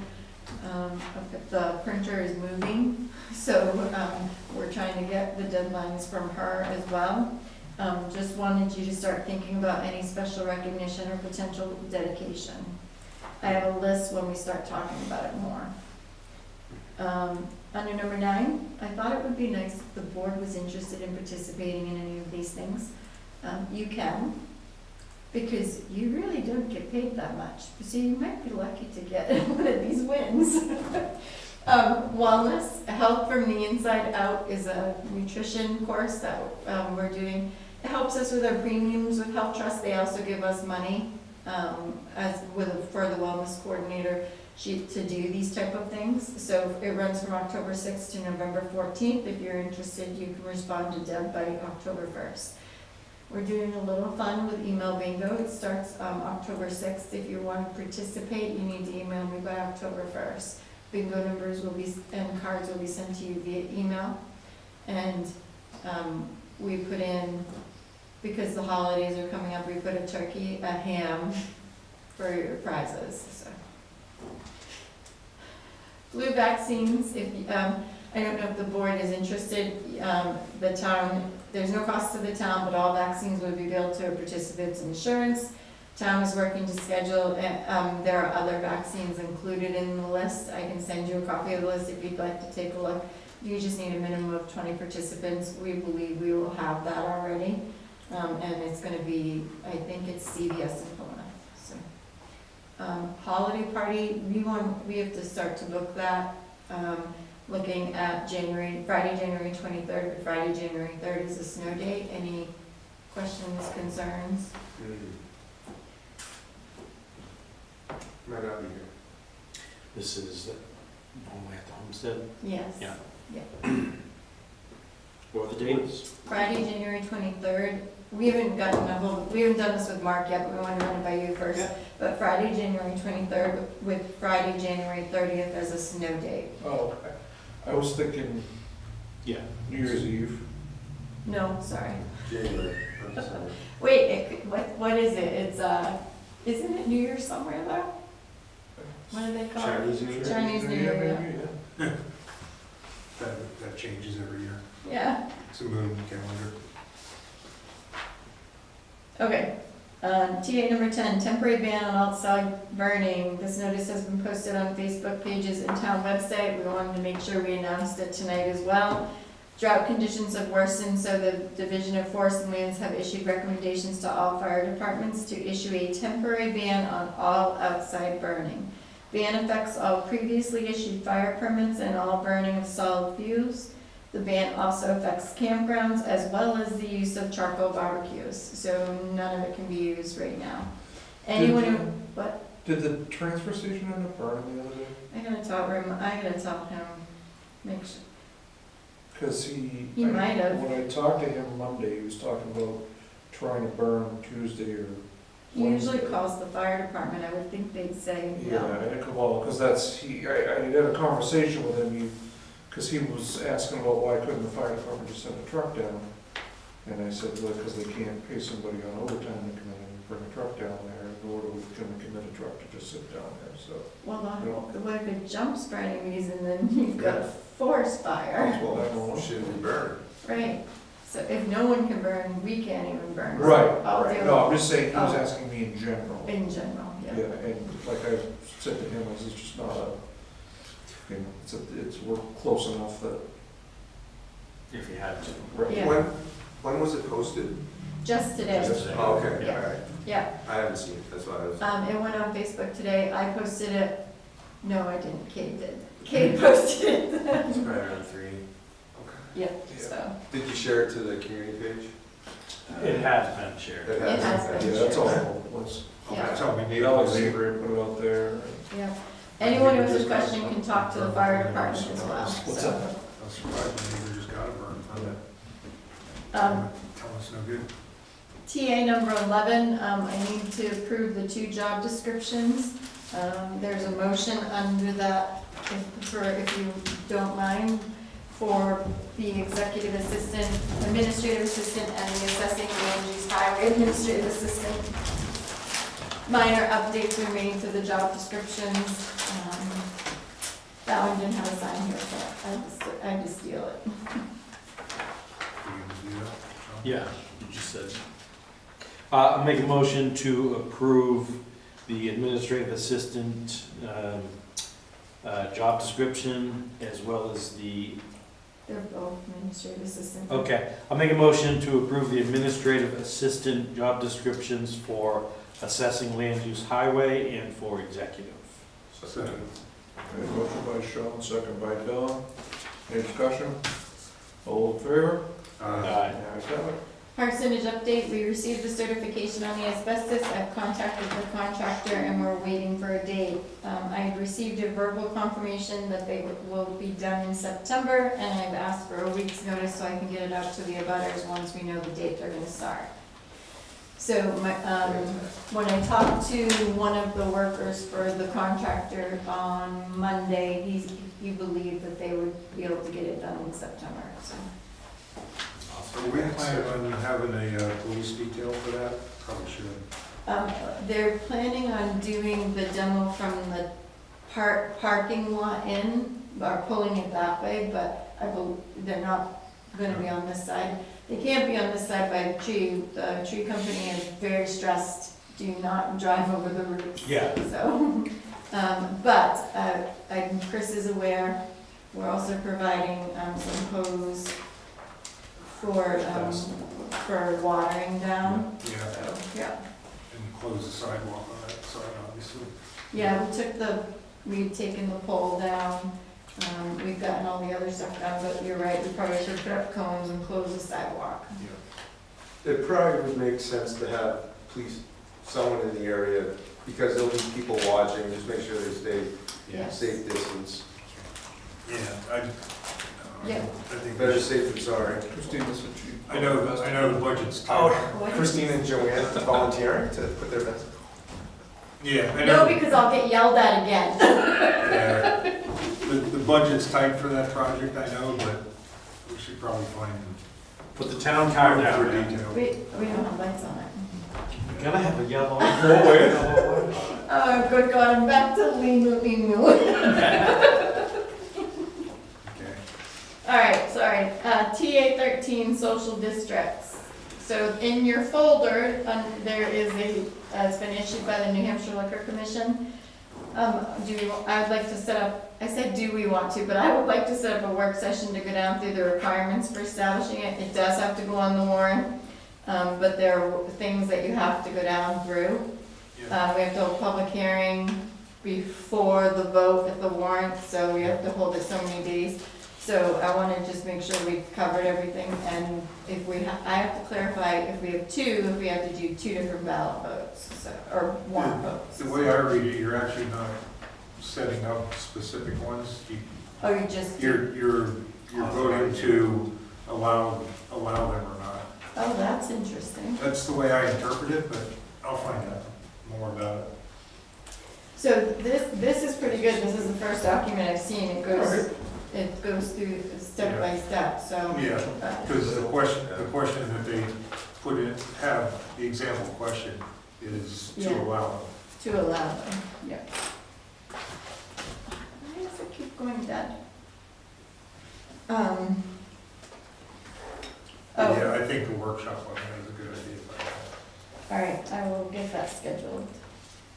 TA number 14, you're gonna have to open if you can. Some of you might have trouble because it's Excel. The first one is, if you open the full-time one. We did 2 different Excels, just because we don't necessarily know sometimes part-time hours, and I'll explain that when I get to it. But if you look at the full-time one and you roll to the bottom, I've given you the impacts for 1%. This is your 1% and 2%, which one you were gonna pick. So if you do no step increases and just COLA, the 1% and 2% impact on the budget is shown there. And then it just told me that Sean is here on my workbook. Yeah. On the second one, it says, step increases COLA impacts 1 and 2%. So after you give the step increase, what is the 1 and 2% impact? So they're pretty close, but you can see it's quite a bit of difference on the 2% between them. It's like 30,000, just over. Difference between 1% and 2%. That's just full-time. So 1% is 34,700 on the budget, and then 2% is 69,500 on the budget. That's just full-time. The second spreadsheet, what we did, because part-time shifts, everybody works different hours, and call firefighters are also on this part-time list.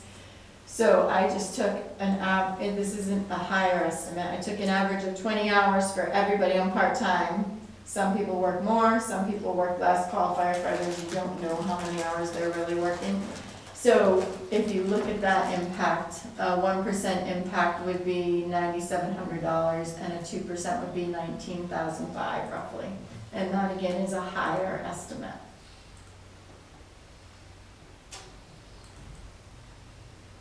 When would you decide on that? I need to be able to put them in the budget, so I can wait till well, the next meeting is what? What? If you can think about it tonight, because the next meeting is October 2nd, and these are due October 9th, and I need to get them in the budget. Anybody have any thoughts? What have we done traditionally? Didn't we do 1% and a step? Yeah, so for 2025, we did step and a 1%.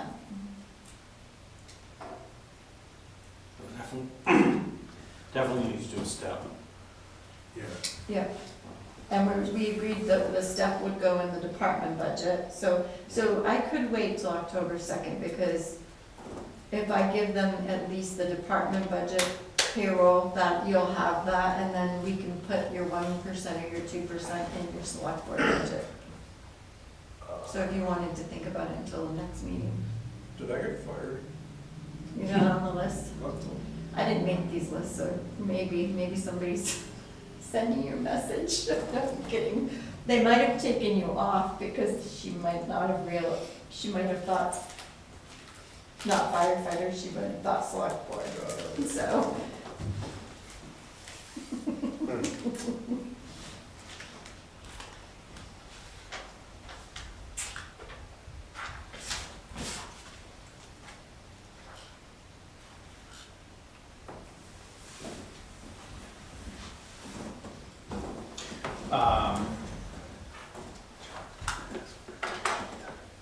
So last year we did a step plus 1, which amounted to, what was the average Increase? increase? The- Does that mean 3.5%? Oh, it was Does it mean 4%. It was, 4%, because we were doing, step is 3%, okay. Yeah. so And everybody got the throw it step, and then Okay. everybody got the COLA, so it was 4%. Yeah, okay, yeah, I got The you. numbers were higher in the budget, because if you remember, There was some adjustments. there were made. some adjustments, but also because we only did 3/4 of the year and, in the budget, so so in 2024, everybody went up with the With the 10%. quarter, yeah. So we had to update the quarter this year, plus do the 4%, Yeah. so it looked like we were giving higher increases and we weren't, but. See, did I say that right? Yeah, I think, whether you did or not, I understand what you're saying. Okay. Yeah, Didn't we, and that was part of one of our main objectives is, to not fall behind, you know, yeah. Right. And if you want to keep up with that, since inflation is probably closer to 3%, we should I not, think- You gotta go at least. Well, we should go 3%, however. I think when we talked about this, the inflation was, it was between 2 and 3, but, Yeah. let me just see if I can. Yeah, Because we so- checked the northeast CPI. But 2 to 3% is a huge number too, especially if you're going to throw on, So the north. if you're doing a step increase and a 3% increase. The northeast CPI says right now it's 3.3%, 3.3, yeah. Right. ending in August 2025. Yeah, it's around I think 3. So if you want to do a step and keep up, that should be about 6 or 6.5%, which. Yeah, that's- True. That's a huge number. It is. Yeah, Yeah. yeah. so what if we No. did a step and 2? I mean, that, And we meet in the middle, right? We're not, If you just looked at the full time, if you do the step in 2, it's about, I'm just gonna round it up for a number, it's about a $70,000 increase on the budget, just on full time. yeah, but that, okay, that number in a vacuum doesn't mean anything. Right, if you took,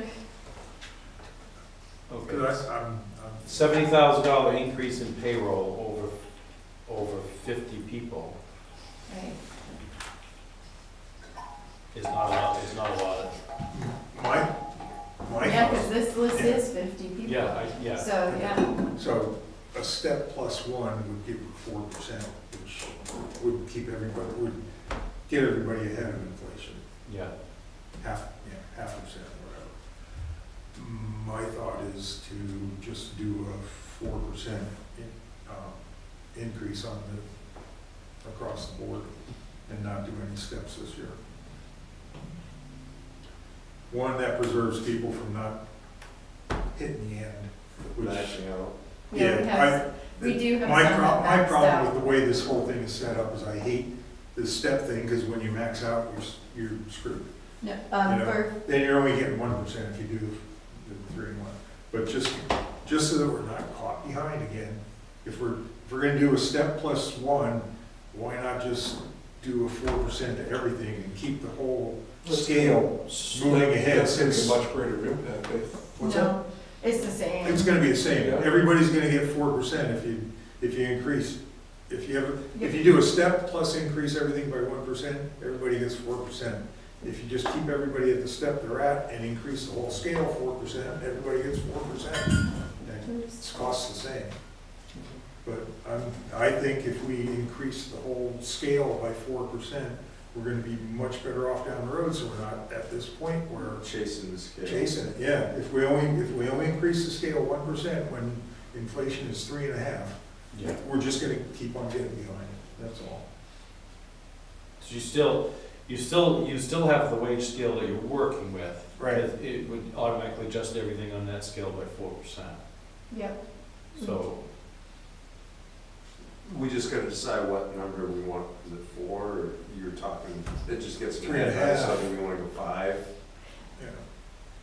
Well, so, the people who max right now, the way the policy is written, they stay there for 5 years. But we've talked about coming to the board to change the policy so that they rotate to the next You can do a grade, wraparound. so that they're not maxed and they don't get stuck there. yeah. We haven't done that yet, but, I'd be curious to have Ben's input on this. Yeah, his analysis would be very helpful. I thought he was coming back. mhm. But I'm leaning towards 4. I can put him on speakerphone.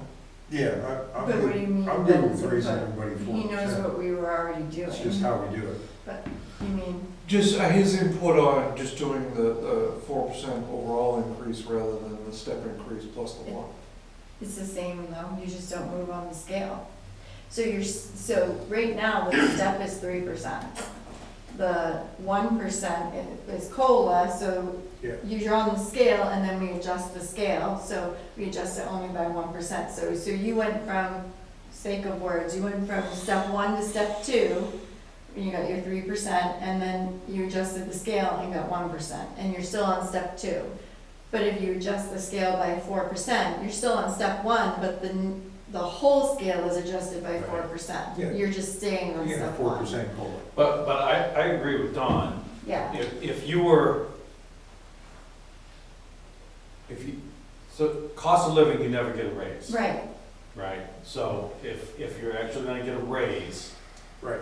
you would do the step and then add cost of living on top of that. People actually get ahead Right. versus just right. Right. getting a cost So, of living. Let's use, But But he's we're not- only But can we saying, stomach 6%? I'm I was not gonna sure say, we can. But the trouble is, we're not talking about raising it the full COLA amount. Right. Right, so they're still not getting ahead. here's my concern. Yep.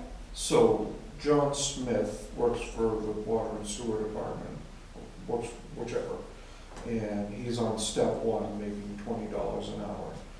And you get the 4%, so whatever that is. But then, Someone gets hired. if somebody gets step hired at that same step, and they're making, yeah, they are, right. Yeah. So That's what the I'm probably problem. see. Yeah, I see that, that's that's the a reason to actually move people up steps. I Right. get that. Right. So, Because What- that was one of our problems, we were Right. hiring people in at the same Right. rate that other people were been Right. here on. Right, so it's cheaper what we when need to you- address then are those folks at the top end, and we can do that individually. If we're worried about There, people being there are stuck, 3, I think when we looked at it earlier, there were 3 at the top end. that are just getting They're the, just get the COLA, that's all they'll get, they won't get the step the way the current policy's written. I think we need to change that policy. Yep. Mhm. But that all, I know, it's tough. I don't It's- necessarily disagree, but that also gives people an incentive to advance their careers and certifications and education.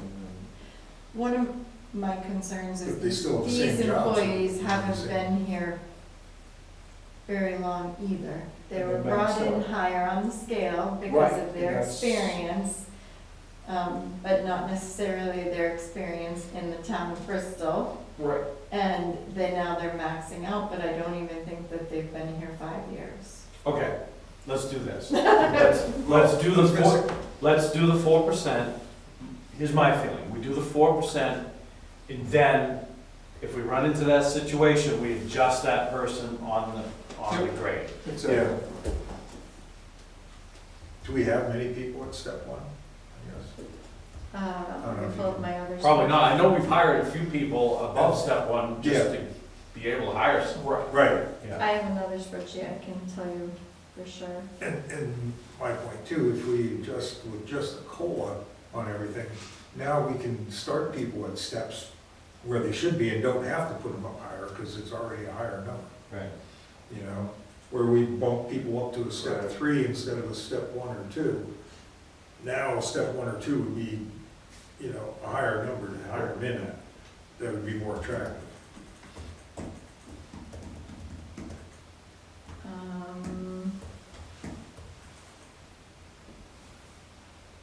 To There your are point. quite a few. Oh, yeah. figures. I'm looking at, I might, To Rob's point, I totally get it that you shouldn't just COLA every year. That you should step people up just so that their seniority is manifest. Right. That's, yeah. I'm at 15, halfway through the list. What's that are on On step step one? one, yeah. Well, right, but we're not saying we need to adjust everyone on step one, we're No. saying we might need to make a particular adjustment in a Oh. department if we have to Right. hire someone, yeah. Right. Well, no, Donna said there wasn't that many, but there Yeah, are. Oh. but- just to Rob's point, to get Yeah. those people off so that when you hire other people Yeah. in, Okay. yeah. And a So- lot of these are like, there's a lot of the ones that look like they're on step one right now are some of the call firefighters, the newer firefighters that we've just hired, so. but- Oh, okay, I'm thinking more of Full-time. full-time. I really don't, yeah. Part-timers, just, to me, just sort of come along for the ride.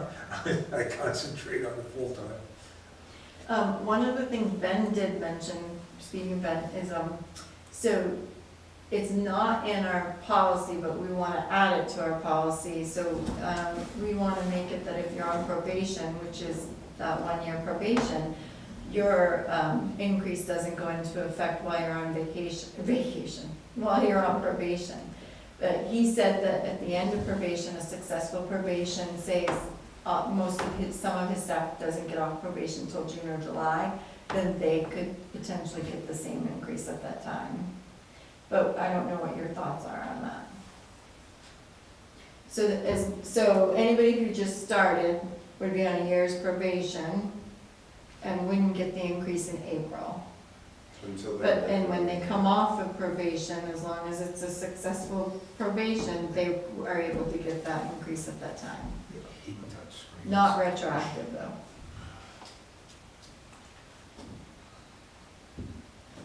I like that idea.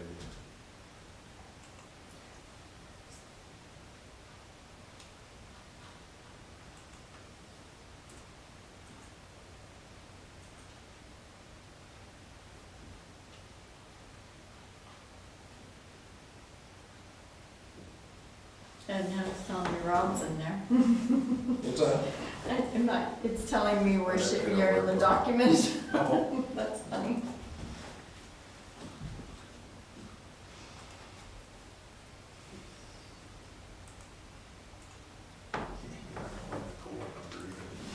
Anyway, You know what? I said they're not gonna like the 4% COLA number. I'm like, oh, yeah, no. Because your little sums down here are a little deceiving, because that's just the 1% increase portion, not the step and the increase. The second one is. So the second one, the step increase COLA impacts. Oh, so this, oh, no, you're right, That's just the sorry. 1%, that's Yeah. not the whole. Right. Yeah, Yeah, because we had already, so you had already said to do a step. To do the step. We only base this off of COLA. yeah, so. yeah. But I can do something pretty quick. Oh, I already did. Yeah. All you have to do is take their annual Before- salary yeah. times 1.04. Well, yeah, so it's about 159. Here.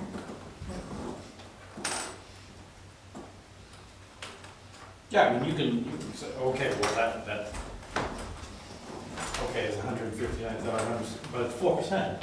Right, I mean, yeah, that's what 4%. 4% on a big budget is a lot of money, Exactly. right? Yep.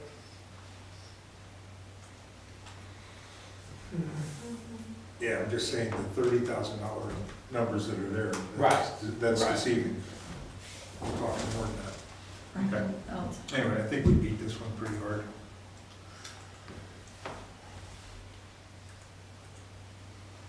It's on average 3,000 a person. Yeah, and you spread it, right, spread mathematical average, right? It's 134,000. I beg to differ, but. Well, I just put it in there for you, well, why? Oh, you mean the, You- 2680. I took the whole column, column is that, annual salary, which is column D, that's their current. So if you take that times 1.04, that's your 4%. Add the total, subtract that column, that's the increase, right? Yeah, we just saved $25,000. I said 134. wait, no, why are you subtracting? You would take the total, subtract, that tells you how much your increase is from last year's budget. This is only payroll lines, there's also Oh, yeah, no, I know. your others, but Yeah, the Step, full- step, Yeah, this all screwed up. right. the last column is 4% only. Oops. We should wait to have this discussion Okay. with Mr. Yeah, Miller. okay. No. All right, yeah. See, 4% of the first column of nothing is 134. yes, Yeah, I was subtracting. sorry, I was subtracting using some of your numbers here, so I was probably taking the wrong columns. yeah, so I just was trying to rush it for you, but Yeah, no problem. That's it. Here we go, just say 20. $177,258. That's quite, How did you get 177,000?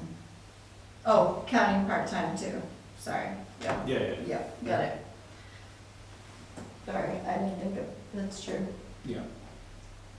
But part-time also was estimated high because that was average 20 hours for everybody.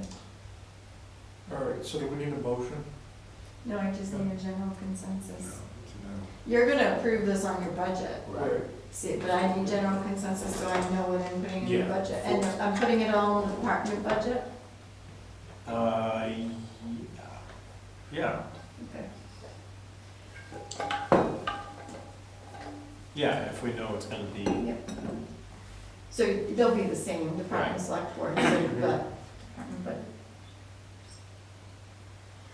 I never knew Heather's last name Until now. until now.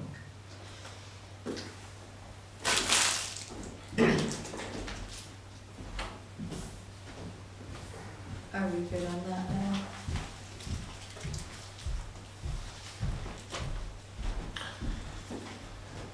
Anything else? Anything else on that? Putting it in the department budget, 4%, adjust the wage scale. I'm gonna tell Ben, he adjusted the wage scale for me at 1%, now he has to go back and fix it. All right, anything else from you? I hope not. All right. Select board items, Sean? a couple quick ones, met again with the, road Working group, working whatever. group, subcommittee, whatever you want to call it. Good discussion, as mentioned earlier, Ashley's done a ton of work on a layer on the road and drainage. We can actually probably have her come in and show the board sometime. That would be Yeah, good, great. and I haven't gotten an email saying I have access to that. No, I sent you an email too to find out what, I'll go look about, I wanna set next year's meetings done, the meeting. Oh, I did see that, Okay. whatever you, just, Okay, yeah, just do it. just set it up. And I'll make it. And I'll double check with Ashley. Yeah. They've been refining the roads and giving basically priority list assignment to them, which was good. And so that was a very good meeting. You can't see the layers, just so you know, they are in the staff log-on, we call it, which we're Right. giving the road working group access to. But it would be neat for you to see how it's set up. But it's all So- underlying information that's good. It's good for us to have. We have it. It's just now it's in one spot, so we can get it when we need it. Where do we sit with Hub 66? We were supposed to meet with them yesterday, and we got called away for an emergency. So it's being rescheduled. Yeah. As far as the building, Both, everything, the Yeah. building, the contract, so the cleaning up contract. after their mess. I mean, there's, The and I know there's a lot of new ones going through that aren't part of Hub 66, but I go around town and I see wires. these rolls of wires hanging in people's yards. It's just, it's an eyesore, it's atrocious, and I don't The want to see problem it. is that those are independent contractors, but ultimately they're responsible for it. Yeah, Yeah. yeah. So Let me that see. could be New Hampshire broadband too. Conexen just did go through, which is New Hampshire broadband, and we had They're those, advertising. we had the issues. They're supposed to be out of town, but I don't know if they're done with the lines. I see things that have been there for 2 years now. Roll that's- wires sitting in shackets Yep. up That's- there. That's Yeah. definitely, The upset. corner, the one I saw the other day, which set me off on this, is on the corner of Spring and Merrimack. And there's like 30 feet of wire there, and one of those big, Amplifier. whatever they are, That's it. just hanging there on the ground. Oh, There that had a hasn't big been, splice box hanging there, yeah. Yeah. there hasn't been a lot, she's missed the last 2 meetings. John and I were set up to meet with her yesterday, and she texted and said, well, I can meet in a half an hour, and I'm like, I can't. I mean, I guess they're trying to sell it. Not anymore. Oh, It was the investor. So the investor That's why they was stopped in working again. Vermont, and they got in trouble up there. Was a court case up there with the company that was supposed to be Yeah. investing and buying them out. So they pulled away from the alright, sale. well, we need to bring But our- it to the table somehow. So the IT closet is a 25-year contract with them. This though is coming up, so I have to check, I think it's 1 more year. And then were supposed to be done and cleaned up, July, August. Yeah. And they haven't supplied me with the updated Excel list yet, because we Okay. still have to transfer ownership, for the remainder. What of about the what's stuff at the built out. transfer station? They're supposed to be there until they're done. I don't know what your thoughts are on that, but that is probably going to be not just our project, it's going to be all of the projects. I think we should talk to them about it. My thought is they've shown zero good faith on holding up their side of what we understand the bargain to be.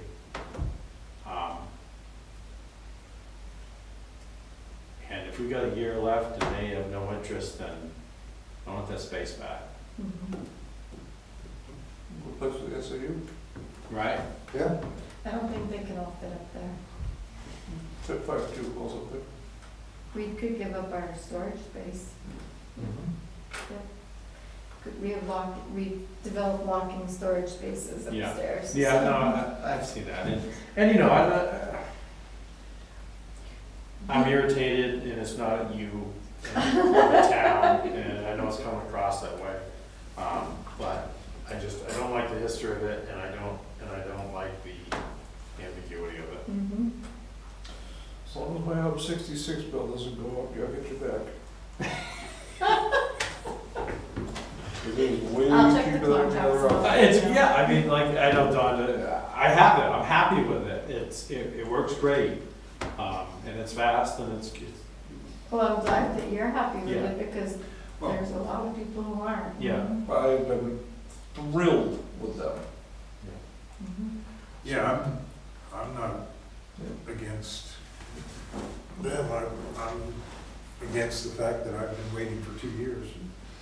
They lost a customer because I've been waiting too long, and I just went for, the thing is, the option that I went with isn't available to everybody, Yeah. so. They do pay, they are paying taxes on the space, but that's it. And the taxes amount to about $200 or $300 a year. Yeah. Yeah. So, All right. Anything else? All right. Yeah, no, that was it. John? I missed the planning board, so I'm sorry I don't have anything to report on that. The Central Street project, do we know when they're gonna I'm start? going to give you an update, but go ahead. Yeah, do we know when they're gonna start digging up the road? We probably About should. 3 weeks, 3 or 4 weeks. We should probably, if we have signs, or have somebody put signs up ahead of time so that people realize or know when it's gonna happen, because it's gonna be bad when they're digging. Yeah. Yeah, it is. So it's gonna We've be been, really bad on traffic, and I think we should give people a heads Well, up. I mean, we've got. We should give them a couple weeks heads up. We've got the sign, right? We can put the sign out. we were trying to confirm the start date, and then we were gonna do some advertising. The blasting should be wrapped up this week, I believe, and then they're still working on Central Street. But the forced main digging, Yeah, they're supposed to start that, I think, in 3 or 4 weeks. So Yeah, I'll we confirm should- though. Well, let's get the sign out there on that site, because it's got good visibility.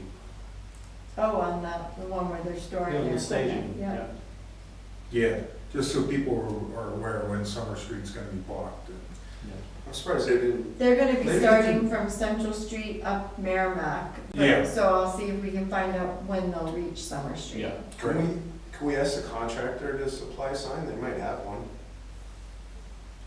Yeah, I don't know, I'm are we just- using the one? I'm just saying, let's give people at I least mean, a if couple we're weeks using the head. PD for other Heads safety up. issues, then, because it was on School Street. Yeah. So, yeah, let's Maybe start the getting, let's contractor start has getting it on one. Facebook. Yeah. Yeah, Yeah, we'll share that around. yeah, but that being so bad, people need to know ahead of time. I think I put a Thank you.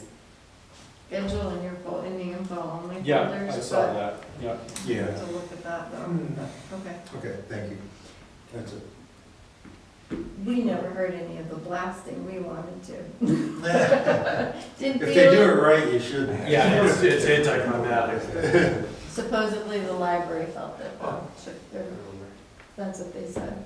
but On the same piece of ledge. That's what somebody said. That's too It is. funny. Yeah. Are we gonna go around and meet with the departments again? Like, we were supposed to do the safety building, and then we talked about doing all departments in the future, so like, We ended up pulling up the quarterly meetings so we know we didn't, but do you want to start scheduling a select board meeting at a different building or tour different buildings like we talked about before? I think touring them would be beneficial. Like, we talked about not just doing public safety, we talked about going to highway I think we need to go to highway. and For tour sure. highway. Yeah. Do highway transfer station at the same time. Yeah. Yeah. And then, we probably want to do that before it gets colder. So, Right, we can belly up to the woods over there. Yeah. we just paid for a new tank, but we did not have the same problem. It spilled into our oil separator, so. So I can, you got a lot going into your next meeting, your CIP, RFPs for assessing if we get any. And Ben will be back tentatively, and then we've just moved a couple more things over, EDC work. So, So I can do it if you wanna do it like at 4 sure, toward at the next meeting. Can you do that? Probably. I think it's October 2nd. Oh, probably gonna have that day off. Yeah, I can do it. Yeah, it's October 2nd, so I could schedule it for 4. I think they'll still be on their long days, so it won't make them have to stay too late. The only thing is, it would make, I can get Chuck to come in for that Yeah. ahead of time, so. I've been in that building enough times. They don't, yeah, they don't have to stay. Right. And you know that they need to be there except for Victor and Chuck. Victor and Chuck, yeah, staff doesn't need to be Yeah. there, no, so. Is that, Yeah, that was it. That was it. I got two things. One I meant to bring up the last meeting and I forgot. Concern from a resident in Camelot Acres about needing a stop sign at the intersection of Baton Road, Tristram Lane, and Castle Lane, the four-way there. So if we could look into at least getting one at the end of Baton Road and It's funny you mentioned That's that. true, there are. They Couple don't- weeks ago, I drove through there and I was thinking, there's no stop sign. Yeah. yeah, Yeah.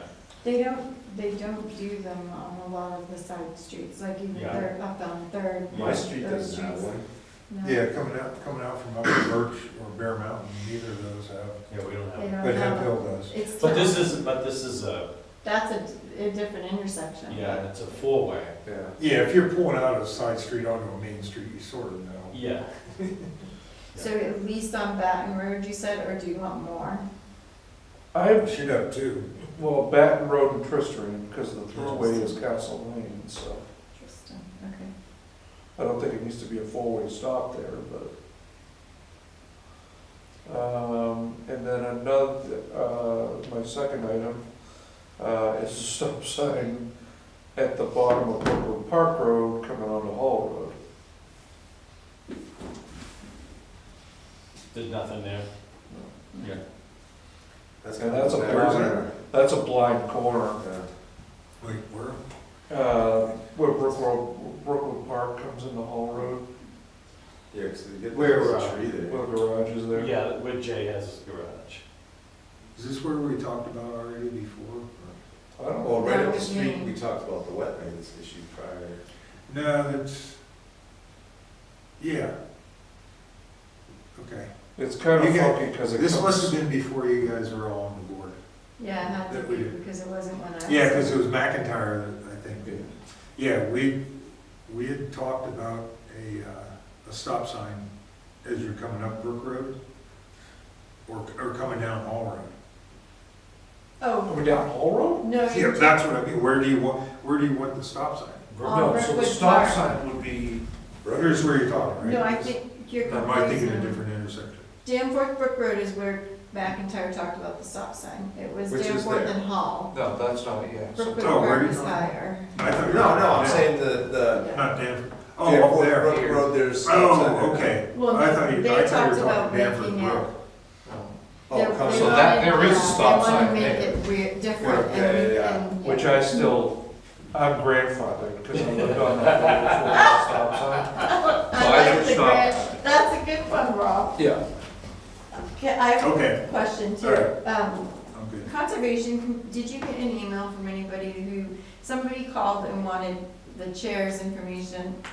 It was before I was in, so we didn't get much information from them. They were given your email in case you get an email. But they said they went to Conservation Commission about something. Conservation Commission told them to go to the board.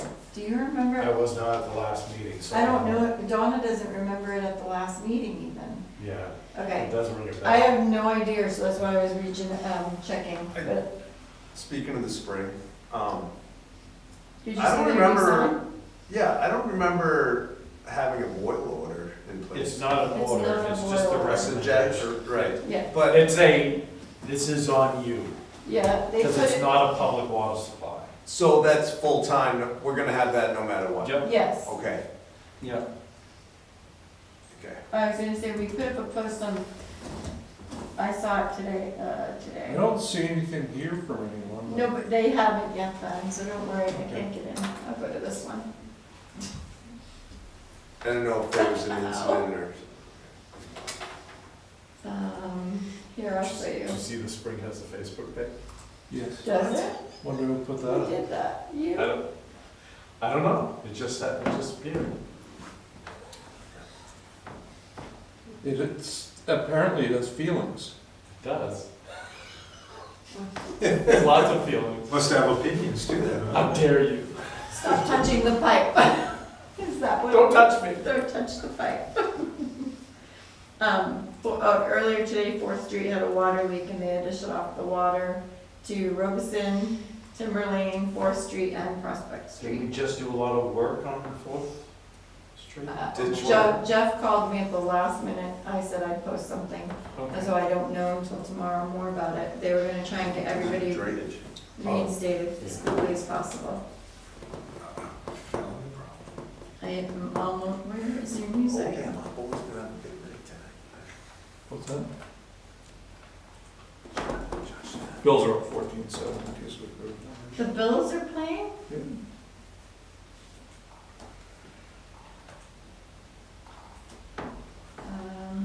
Sorry, it was Zoom, only at 11.9 so far. stupid computer. Oh, wow. Last week. So this is the sign that you're talking about. Yes. So, I don't know if I can make it bigger. Yeah, it's just, Trying to do it on this computer is not.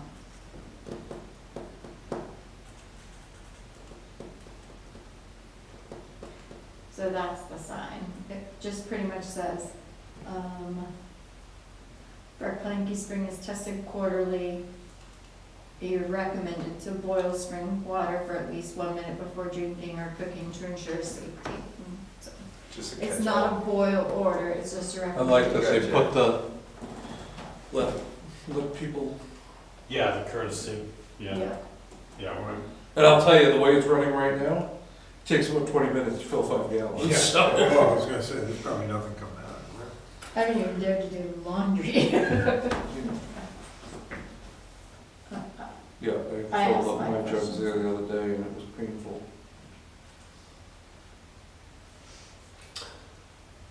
Anything else, Mr. Chair? No, Kate, you got anything? that's it. All right. Motion to adjourn? Second.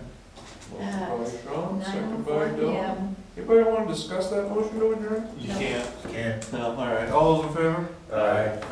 it's non-discussable. Exactly.